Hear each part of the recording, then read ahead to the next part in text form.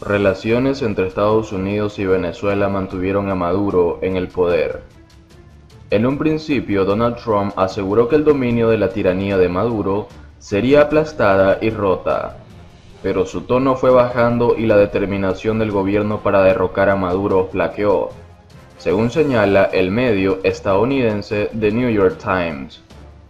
En una amplia investigación, el diario estadounidense The New York Times explica cómo una batalla en torno a las relaciones entre Estados Unidos y Venezuela terminó por mantener a Nicolás Maduro en el poder y además beneficiar al presidente Donald Trump en las intenciones de voto de Florida. De acuerdo con el artículo de uno de los medios más conocidos de Estados Unidos, fue clave que el presidente Donald Trump anunciara su más fuerte respaldo al presidente interino de Venezuela, Juan Guaidó, pues se ganó una ovación de pie tanto de los republicanos como de los demócratas, señala The New York Times. No obstante, a un día de las elecciones en Estados Unidos, el enfoque del mandatario hacia Venezuela, según el medio, resultó ser al mismo tiempo un éxito político y un fracaso de política exterior. Para el diario estadounidense, a pesar de que las encuestas muestran que, en cuanto a los votantes latinos de Florida, un estado clave para ganar los comicios, Trump ha estado pisándole el talón a su contrincante Joe Biden. Las duras sanciones de su gobierno no han logrado derrocar a Maduro y han hecho que los intereses rusos, chinos e iraníes se afiancen más en Venezuela. Además, han ocasionado que Maduro haya conseguido derrotar efectivamente a Guaidó, cuyo apoyo popular se ha derrumbado. Tira y afloja. Bajo este panorama, el tira y afloja sobre la posición de Trump respecto a Venezuela terminó por enfrentar a los activistas cubano-estadounidenses y a los políticos de Florida, que veían a Maduro como extensión y proveedor de energía del régimen comunista de Cuba, contra los intereses empresariales a favor de Trump, que abogaban por un mayor acercamiento con Maduro, según señala el New York Times. De acuerdo con el medio, el actual inquilino de la Casa Blanca puso todas sus cartas sobre la mesa para encontrar una salida al problema de Venezuela y así cumplir lo que prometió en febrero, cuando se dirigió al público del Capitolio en el discurso del Estado de la Unión. El dominio de la tiranía de Maduro será aplastada y rota. Mientras que Maduro sigue en el poder, un arquitecto clave de la política de Trump en Venezuela dejó su puesto en la Casa Blanca en septiembre. Ese mismo mes, otro funcionario se reunió en secreto en México con un aliado de Maduro en su último esfuerzo por persuadirlo a renunciar, algo que Trump podría haber presentado como un triunfo antes de noviembre, según se lee en el artículo. Algunos expertos del círculo cercano de Trump están divididos frente a la postura y gestión del mandatario frente a Venezuela.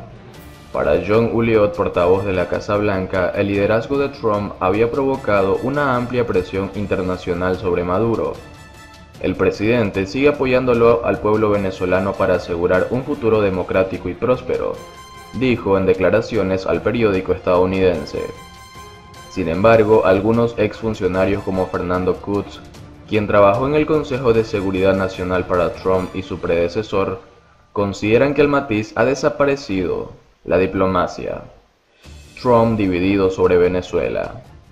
En 207, la mesa de negociaciones o salidas de Venezuela tuvieron dos hombres clave, Raúl Gorrín y Mauricio Claver Carone, actual presidente del Banco Interamericano de Desarrollo. Según el diario estadounidense, Gorrín consolidó una fortuna bajo el gobierno venezolano, mientras desarrollaba vínculos estrechos tanto con Maduro como con la oposición. Además, formaba parte de una ola de intereses extranjeros que se acercaban a Brian Ballard, cabildero y uno de los principales recaudadores de fondos de Trump en Florida. Entretanto, Claver Carone fue un antiguo cabildero de la política hacia Cuba y feroz defensor del embargo. Ambos tenían opiniones divididas frente a Venezuela.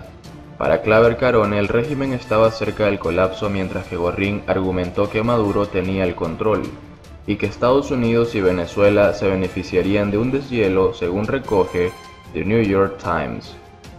Al respecto, el medio señala que Trump le interesaba a ambos hombres, aunque aún no tenía opiniones concretas sobre Venezuela, pero sentía curiosidad por su vasta riqueza petrolera y por el dominio del país en el concurso de Miss Universo, del que alguna vez fue dueño, según dos antiguos asesores de la Casa Blanca.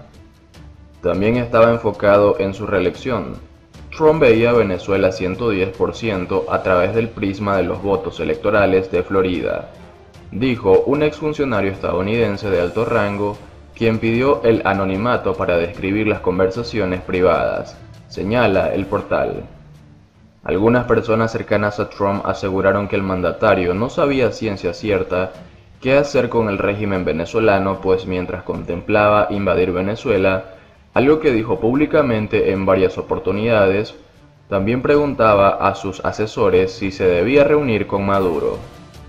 Mientras tanto, de acuerdo con el medio, en la Casa Blanca tomaba más fuerza la idea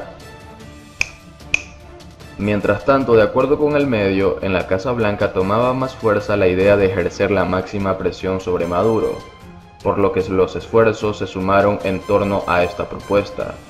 En 2018, Harry Sergent, un multimillonario donante de Trump en Florida que había trabajado en Venezuela en la década de 1990, intentó ser otra pieza clave para las relaciones en Venezuela y Estados Unidos, según reporta New York Times.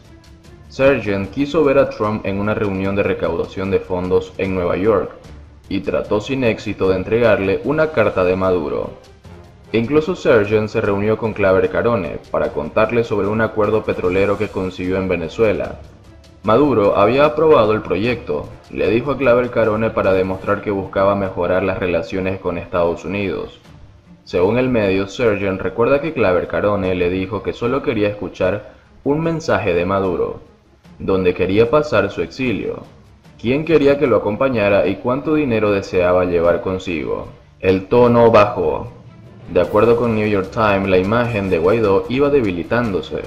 Mientras Maduro se aferraba en el poder, fue en ese momento cuando Trump bajó el tono de la presión en Venezuela y tomó distancia. La determinación del gobierno de Trump para derrocar a Maduro también flaqueó, señala el medio.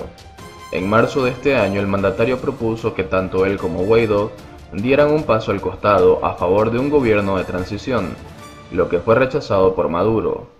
Los opositores de Maduro se desesperaron. En mayo, un grupo de simpatizantes radicales de oposición, exoficiales del ejército y mercenarios estadounidenses a bordo de lanchas rápidas, intentaron invadir Venezuela. El operativo fue interceptado. El golpe fallido se convirtió en un golpe político para Maduro cuando unos documentos vincularon a uno de los asesores de Guaidó con la intentona, señala el medio. Fue así como Trump se distanció de Guaidó e insinuó que estaba dispuesto a reunirse con Maduro.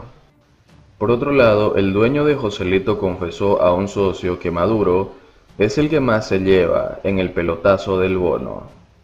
El consejero delegado de Cárnicas, Joselito Juan Luis Gómez, se reunió el 8 de diciembre de 2013 en el Hotel Mercure, Río Badajoz, con un colaborador, al que informó de las gestiones que estaba realizando para cobrar varios cientos de millones de euros de un bono de deuda soberana de Venezuela, actuando como testaferro de varios cargos del régimen chavista. Juan Luis Gómez acababa de llegar de Londres, donde, según aseguró, había recibido todos los documentos necesarios para participar en el bono, incluyendo el reparto de los beneficios que iba a hacerse con los dirigentes chavistas. El que más se lleva es Maduro, afirmó. En aquella conversación, el consejero delegado y copropietario de Cámicas, Joselito, señaló que la emisión del bono debía ser aprobada por la Asamblea Nacional de Venezuela. La deuda emitida por el régimen estaba destinada a financiar proyectos como la construcción de carreteras y una investigación médica sobre el cáncer. Por este motivo, el grupo de socios añadió que estaba estudiando contratar a una constructora o incluso alquilar un hospital privado, para simular que se desarrollaban las labores para las que había sido emitido el bono. También aseguró que el grupo se había puesto en contacto con un directivo de un banco suizo en Miami, que se había encargado de construir para cada socio una empresa en un paraíso fiscal, a través de las cuales se cobrarían los beneficios de la operación.